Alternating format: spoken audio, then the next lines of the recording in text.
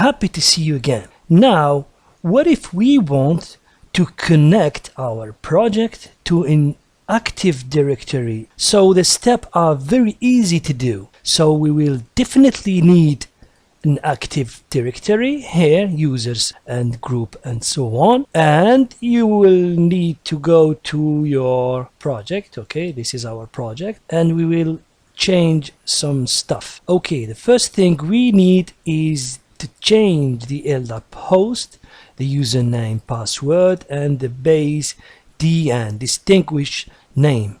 Okay, so we need to go to look for LDAP host. You will find it here, exactly here. Okay, local server, and you will need this number 192.222.0.221. Am I right? Okay, sorry, here like that. Okay, so we will need the username and password. If you want to connect your Active Directory to your project, you will definitely need a service account here.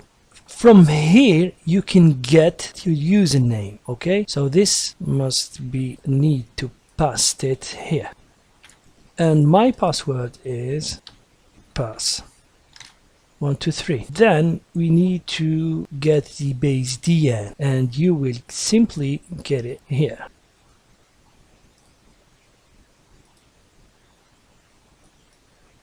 Distinguish name here, from here. Okay, Salim local. Okay, Salim and local. Then we will need to change here. We need to tell him that we are going to connect to an Active Directory and not open it up. Okay, so I'm saving it and everything is done. Okay, let's try to connect now. Before that, you need to know that all my users are here in scientist and mathematician. I told you that I create the same users and attribute from OpenLDAP, from farm system. So you will get the same list here, mathematician and scientist. So let's try to connect with Tesla, okay? Tesla. My password.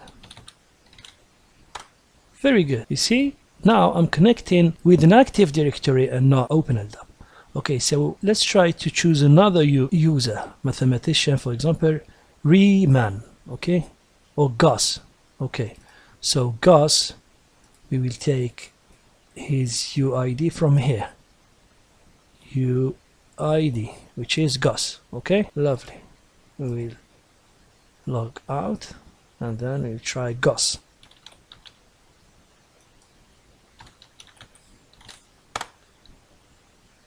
Very good. Okay, thank you very much for watching. See you very, very soon.